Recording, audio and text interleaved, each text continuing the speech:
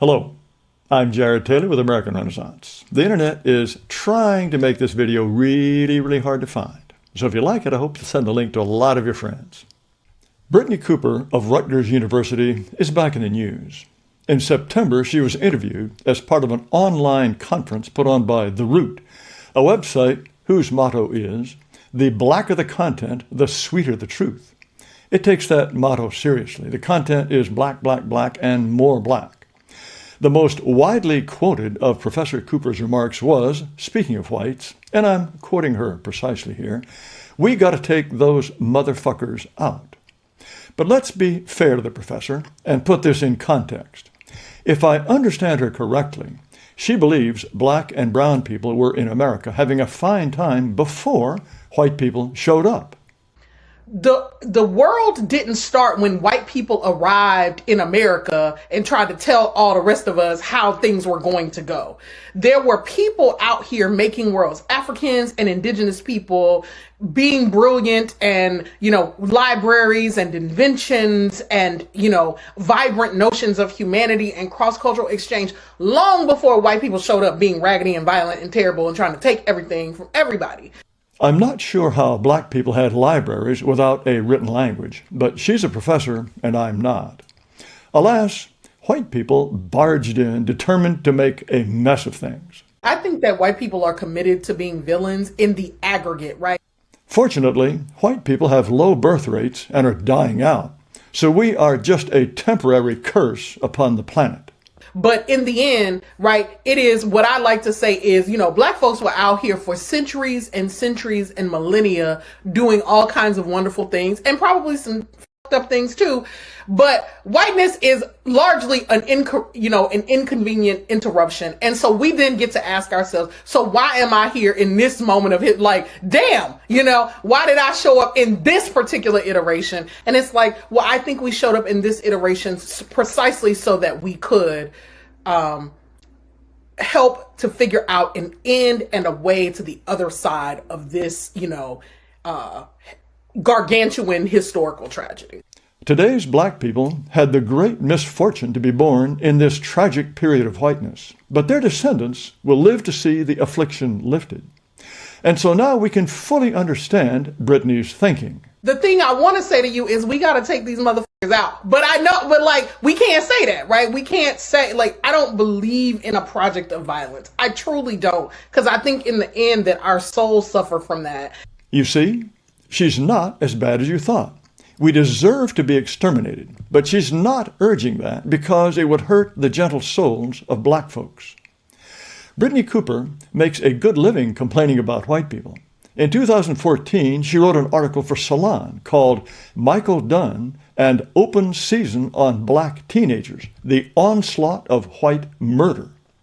She wrote, "Black boys officially exist in a state of social death because the law continues to tell us that their lives, when taken by white men, are legally indefensible.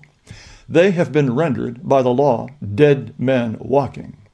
The result, as you might expect, is that white people are mowing down black folks at every turn."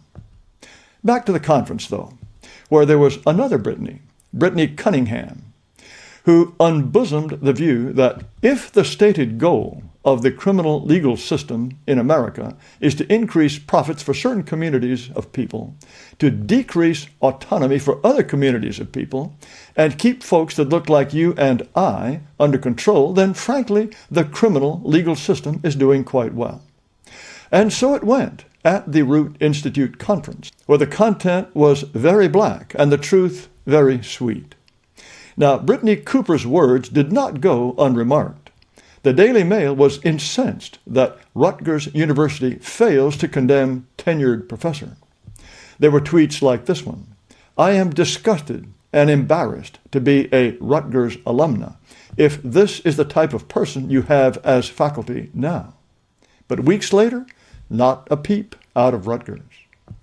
I can't help thinking about a little incident in March of this year at a different university. Adjunct professors Sandra Sellers and David Batson of Georgetown Law School were having a Zoom talk that they didn't know was being recorded. And you know what? I hate to say this, I end up having this, angst every semester that a lot of my lower ones are Blacks. Happens almost every semester. And it's like, oh, come on. Get some really good ones, but there are also usually some that are just plain at the bottom. It drives me crazy. Later in the conversation, David Batson wondered whether the problem might be their own unconscious biases playing out. A Black student appears to have found and publicized the clip. The Black Law Students Association then issued a fierce letter demanding that the woman be fired and that the man be forced to apologize, along with the usual demands: more Black professors, implicit bias training, etc., etc. The Blacks needn't have bothered. William Treener, dean of the law school, said the conversation between the two whites was abhorrent and reprehensible. So they crawled on their bellies and smote the ground 9 times with their foreheads, but they too needn't have bothered. The dean fired the woman and forced the man to resign. Doesn't the dean look like a happy fellow? No one, of course, looked into whether what Sandra Sellers said was true. You'd think legal scholars might want to know the facts in the case, but you'd be wrong. Professor Sellers was guilty of the exclusively white crime of noticing. There was an almost identical flap in 2018 at Penn Law School. After disparaging comments on Black students, Amy Wax barred from teaching first-year course.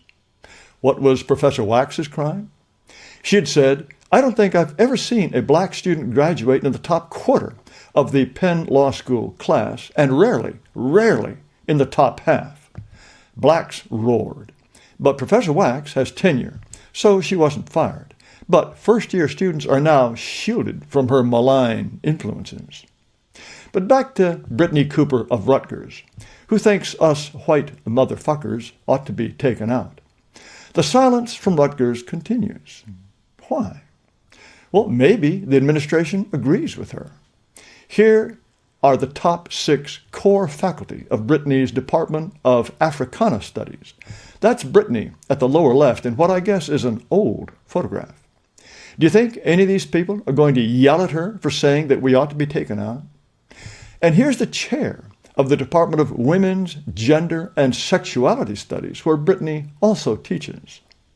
One of Ethel Brooks's specialties is post-colonialism and critical race theory. Oh dear. Well, how about the Dean of Humanities, Rebecca Walkowitz? Does she look like a tough customer? Let's imagine that Dean Walkowitz didn't like what Brittney said, but don't forget whom she's dealing with. Here is Brittney's Instagram account, where she calls herself Professor Crunk. In one of her many blasts, she writes, "Nor will I ever apologize for being fat, loud, and confident." I bet she rarely apologizes for anything. I suspect that when this well-nourished lady walks into Dean Walkowitz's office, Dean Walkowitz does what she's told. What about other officials? Here are the first 6 of Rutgers' assistant deans. I imagine that when loud, fat Brittney rolls down the hall, these girls scatter like 10 pins. And the president of Rutgers? At least he's a man. But Jonathan Holloway is also proud to be Rutgers' first ever Black president. Is he going to slap down Brittney? White people love to call each other racist. Nothing makes them feel more virtuous. But Black people attacking other Black people for racism? Does it ever happen? But just to wrap up, I want to get back to the Root Institute conference, where Brittney was part of what appears to have been an all-Black cast, with one exception. There was one white man who spoke. Just listen to this goof. I want to congratulate everyone at the Root for convening this 2nd annual Root Institute event.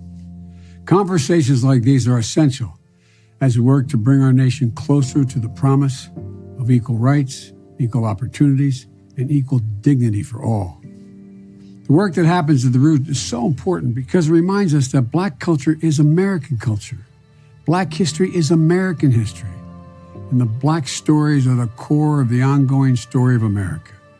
Thank you for all you do to help build a more just and equitable nation. And thank you. Thank you for standing up and speaking out for black excellence and black dignity. Thank you all. May God bless you. Joey, you're a real credit to your race. Thanks for watching.